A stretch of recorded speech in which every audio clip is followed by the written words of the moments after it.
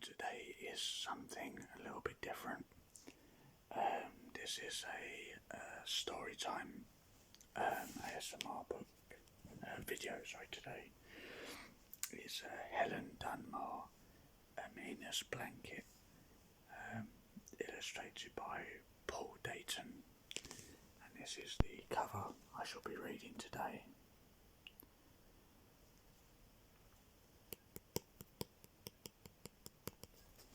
Amina's Blanket. So, I've never read this book before, but I've heard that lots of people have read it and they like it, so here we go. Chapter 1. Josie. Miss Heather's voice cracked across the classroom. Josie jumped. Dreaming again, scolded Mrs. Heather. Well, you nearly missed something very exciting. But Josie couldn't believe that anything exciting was going to happen at 10 o'clock on a wet Monday morning in Miss Heather's class. Right, said Miss Heather. Wait 2 minutes and I'll bring it in. Then she went out with a mysterious smile, leaving the door open. What was she talking about? Josie stared across the table at Natasha. Blankets, mouthed Natasha. If she talked out loud, Rosie Gold would tell on her. Blankets, whispered Josie. What do you mean? But just at that moment, Mrs. Heather swished back into the classroom with a big, bulky, black plastic rubbish bag. She put it down on the table next to Josie and began to untie the string around the neck of the bag. Rosie Gold pushed forward to help her. The black bag wobbled on the table as if there was something inside it. Then the string was undone and colour poured out like rain, red and gold and orange and sparkling silver, midnight blue and kingfisher blue, and a white as fluffy as field of snow in the sunlight. There was forest green and warm, buttery yellow, and a rainbow ball like a patch of oil on the road after rain. The colours met and danced as they rolled out over the table. There, Miss Heather, look what Mr. Stantopoulos has given us for our blanket. Isn't it kind of him? If each of you takes one ball of wool and knits one square, we can sew them all up and make a beautiful warm blanket. Josie put her hand up. Please, miss, who's the blanket for? Josie, you wasn't listening at all, was you? Now can someone tell her? Rosie Gold's hand wagged in the air, but for once Miss Heather did not choose her. She chose Jason Connolly. It's a blanket for someone who lives in a city where there's war, for an old person who hasn't got heating, or a child, chipped in Natasha. That's right, Jason, said Miss Heather. Our blanket is going to go far away to the country I showed you on the map. It will go to help someone keep warm through the hard winter. Lots of houses and flats have been damaged by shells because of the war. People are homeless. Shells, whispered Josie dreamily, thinking of the glistening of seashells on the sand when the tide went out. How can shells damage a house? It's not that sort of shell. These shells explode like bombs. They break walls and windows. They kill people, said Natasha, who always listened when Miss Heather was talking. Oh, said Josie. Then she put her hand up. Yes, Josie, Miss Heather. Is it snowing there where the war is? Asked Josie. It snows there all winter long, said Miss Heather, and often it's too dangerous for people to go out and gather wood to light fires. They get very cold. Why don't they turn on the the central heating then, sniggered Darren Fox. They don't have central heating, they're stupid, Rosie Gold told him. Miss Heather looked sad. Oh yes they do, she said. They used to have nice flats with central heating, just like you before the war, but the bombs and shells have destroyed them. Now let's give these out, one ball of wool each. I ought to have the gold, said Rosie Gold. Like my name, miss. Everyone wanted the gold, but Rosie got it. A crowd of hands snatched and pulled at the balls of wool. Then suddenly they were all gone except for a ball of dark blue that was similar than the others. Josie picked it up and squeezed its warm softness. It's not fair, yours is the smallest, said Natasha. I like it, said Josie, and she did. Miss Heather drew a square on the board and showed them how many stitches they had to do. They were allowed to take the wool home to do their knitting. I want this blanket finished by the end of the week, said Miss Heather. 30 beautiful squares. Chapter 2. At home, Josie knitted and knitted. Sometimes a hole came in her square and Mum had to help her pick up the stitches she had dropped. For a long time there was only a little wiggly strip of knitting on her needles. Then suddenly her square started to grow. If I do 6 more rows tonight, I'll be finished, she said to Mum on Wednesday. Her square looked like a little patch of midnight sky. Josie stroked it and wondered who would get the blanket. Would they like her blue square as much as she did? That night Josie finished her square. She was not the only one. At school next morning, the tables were covered with finished blanket squares, red and gold and kingfisher blue and ebony black and green as bright as grass in summer.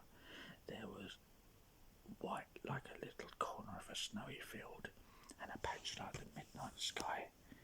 Miss Heather counted the squares. 30, she said happily. Well done, class. 5 now. All we've got to do is get the squares sewn up into a blanket. She looked worried, but I don't know if I'll have the time to do it. There's a staff meeting this evening. Josie's hand shot up before anyone else's. My mum will do it, she called out. She's really good at sewing. Are you sure, Josie? Well, that would be a great help. If we fold all the squares and put them back in the sack, can you manage to carry it home? Yes, of course, said Josie. Mum looked surprised when Josie tipped the bundle of squares into the living room carpet. For a moment Josie thought she was going to be cross, but she wasn't. But you'll have to help, Josie. I can't do this all on my own, she said. First Mum ironed the squares, then they took thin wool and fat needles and started to sew them together. Josie sewed one strip of 5 squares and Mum sewed another. Josie sewed and sewed until her fingers were sore from pushing the needle through the wool. All the time she thought about the person in the cold, faraway city who would get the blanket. It was very late and all the colours of the rainbow were dancing in front of Josie's eyes. Thanks, Josie. You go to bed now. I'll finish this, said Mum. When Josie was nearly asleep, Mum brought in the finished blanket. She spread it out on top of Josie's duvet. It was the most beautiful blanket in the world. Can I keep it here just for tonight? Asked Josie. Yes, just for tonight, said Mum. Josie slept. Mum went to bed and the sky was as dark as the square of midnight blue Josie had knitted. Chapter 3. A noise like thunder woke Josie. She sat up and clutched the blanket. It felt warm and soft in her fingers, but the room had gone very cold. Josie shivered and pulled the blanket tight around her. The thunder rumbled again, and the room shook. Through the window, Josie saw a patch of midnight sky, then a flash like lightning. Mum, she whispered. She was too frightened to shout. There was a rustling sound on the other side of the room. Then a voice answered, but it wasn't Mum's voice, and the room didn't look like Josie's bedroom anymore. Hello, the voice said. Who are you? Josie whispered. Josie, did the shells destroy your flat? Are you looking for shelter? Asked the voice. It sounded friendly. Josie peered round the room and saw a dark bundle on the floor against the wall. She wrapped the blanket tight around her and tiptoed across to it. The floor felt like ice under her bare feet. "You sound scared. You can stay here with me if you want, Josie," said the voice. Bright flashes like lightning hit the room. Josie saw that the bundle was a girl, curled up to keep warm.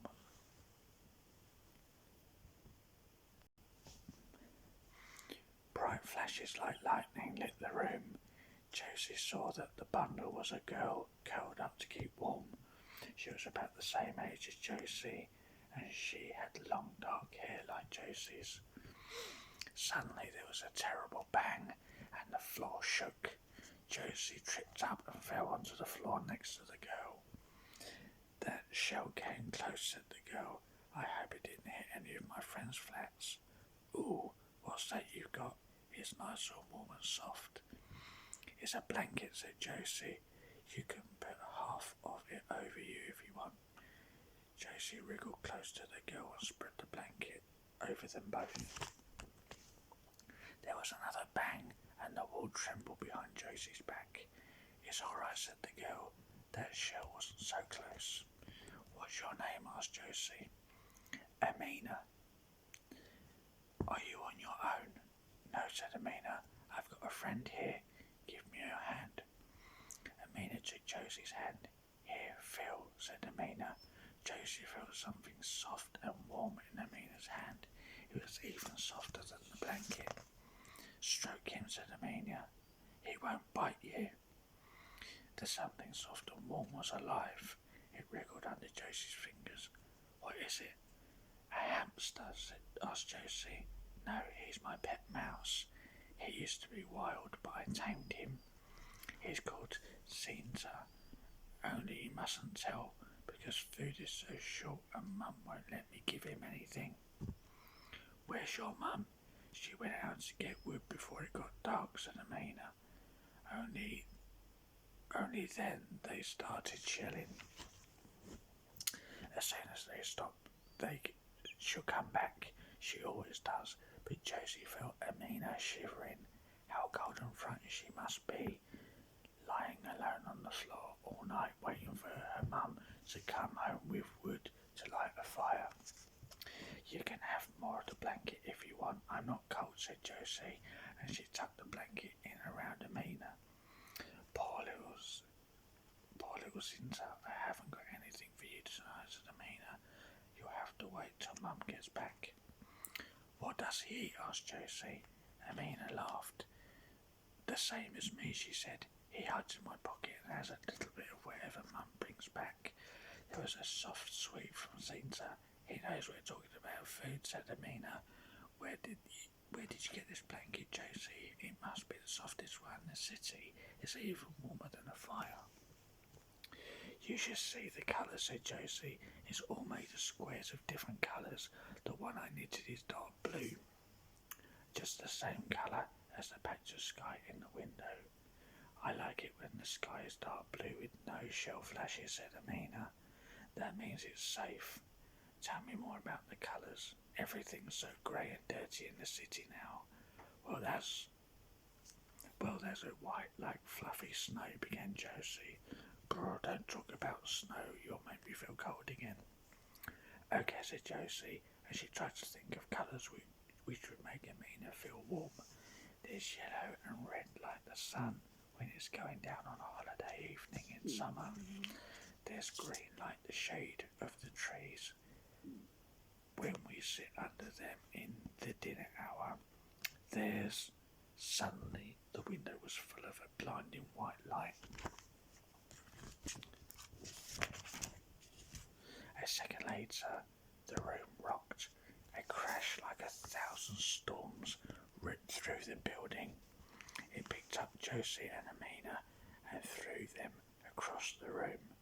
There was a terrible rumbling, as if the building were falling apart, and the starlit sky showed where the sun had once been. Josie's mouth was full of dust and smoke. She coughed and choked. The blanket was gone. Amina was gone. Zenita was gone. smell burning. How close it was. Was it in the building? Chapter 4. Amina, Josie whispered. She couldn't shout because of all the dust. Josie came a little croaky voice from under the window. What happened? Did something hit us? It was close. The closet we've had.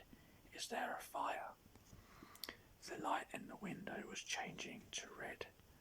Amina got up and peered out. There's a fire just down the street, she told Josie.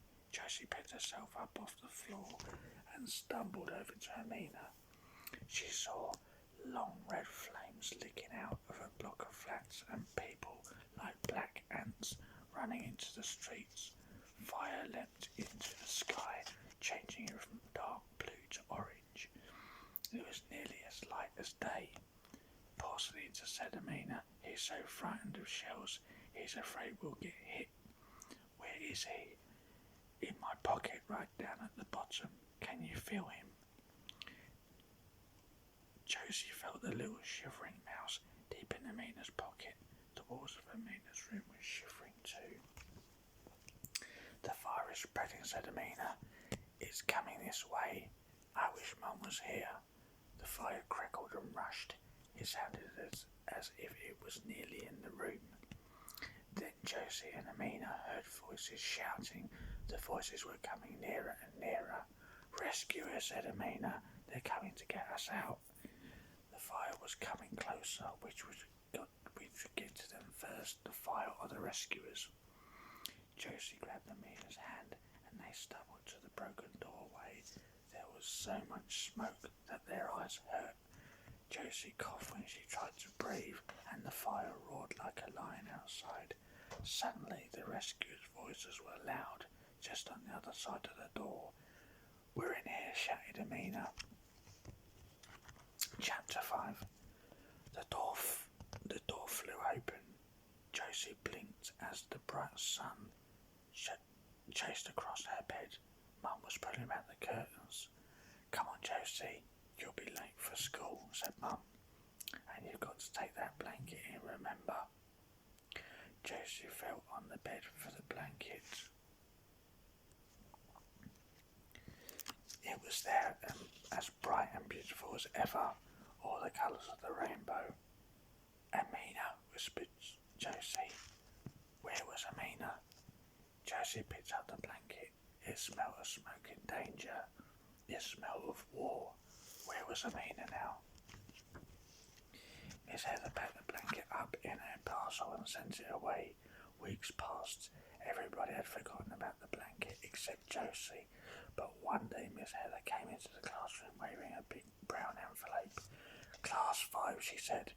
We've had a letter about our blanket and some photographs.